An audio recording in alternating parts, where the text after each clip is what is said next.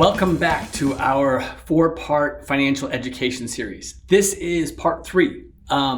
If you haven't watched part 1 and part 2, please go back and do so. Each part has 3 videos, and in each videos we focus on a different topic, and the topics are in order, right? It's on purpose. We focus on financial objectives and goal setting in the first part. We looked at debt and debt management in the second part, and in this part we're going to actually talk about some of the basics of investing. So what we want to do here in these 3 videos is talk about number 1, why you invest in the first place.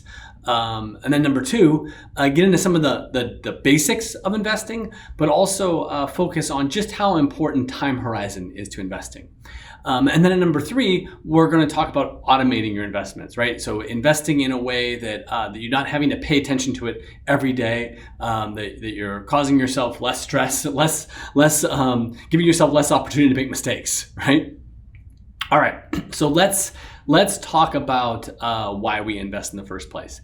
And in order to do that, what I wanted to start by doing is just talk about the difference between savings and investing. When I say savings or when I say investing, I mean 2 very different things, right? If I'm talking about savings, what I'm talking about is money that I want to be able to use in the short term.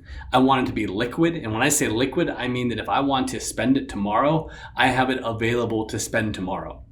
I want it accessible, so it's I can go to my bank and take that cash out if I want the cash out, or if I can type in my my debit card number online, and I can transfer those funds immediately. A defining characteristics of savings is the value is stable, right? In that short-term need, the value is what I expect it to be. So if I have $5,000 in a bank account, I expect that when I go to access that cash, that it's $5,000, right? That it hasn't fluctuated in a significant way in its total value.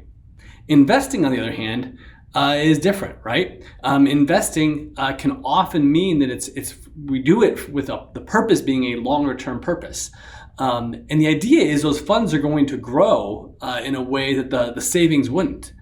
But what we give up for that longer term growth is liquidity, right? So that it may not be as easy to access that cash, right? If I need that cash on Monday, I may not be able to do that. I mean, if I have it invested in a stock, for example, I'd have to sell the stock before that cash is available. Or if I had it in a piece of property, maybe that's the better example, right? If your house could be worth a few $100,000, but if you need that money tomorrow, I mean, you're gonna have to find some other way to access the funds you have invested in that property.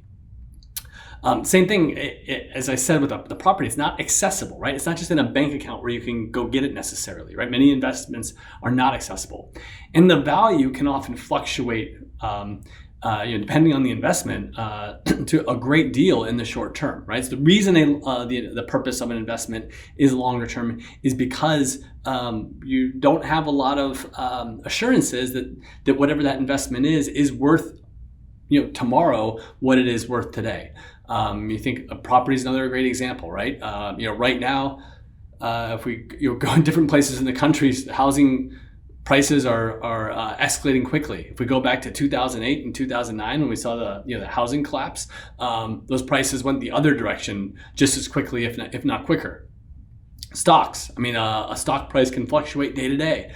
So that giving that example, that $5,000 that I gave earlier, if you have $5,000 in that kind of investment, it may be worth $4,000 on Thursday and then $6,000 next Tuesday, right? It can fluctuate.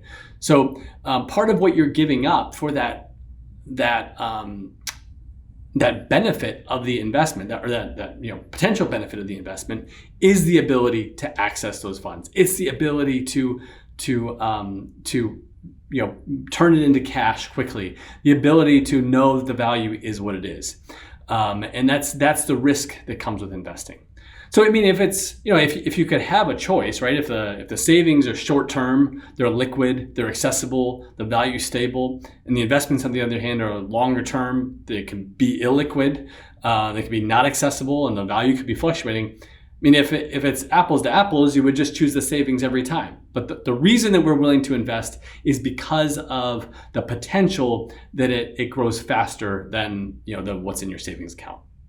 And so really what investing comes down to is the idea that you want something that is going to compete with the fact the value of your savings buys you less over time. And I think this example is very straightforward and I think really makes the point. What we're looking at here is what 14 cents would buy you in milk in 1918, 1968, and then 2018.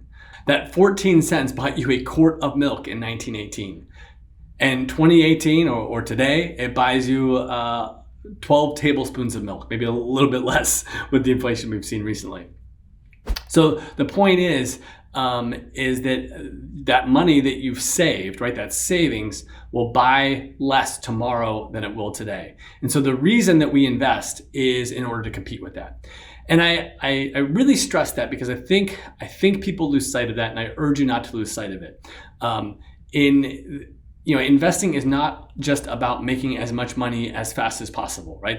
That'd be great if you can do it, but the real goal behind it is to beat that inflation, to fight against or to compete with the fact that the money that you earn and the money that you save is going to buy less over time, or at least historically it has.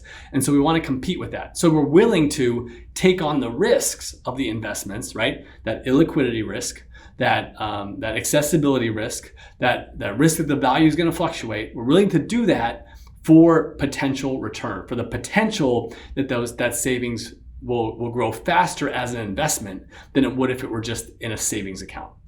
So that's what I really want you to take away from this first video. And I think you should keep in mind, anytime that you're saving money and you're thinking about what you're saving for, and whether you're putting that money in a savings account, in a taxable brokerage account, a 401k, an IRA, whatever the account type may be, keep in mind what the purpose is, right? And what you're giving up in order to invest it, right? And why you're doing it. Because ultimately, going back to that first video, you want those objectives, what it is that you're saving for, what it is that you want to do with your money to dictate the type of investments you take on, the types of risks you're willing to take, what you're willing to give up in order to achieve that potential return.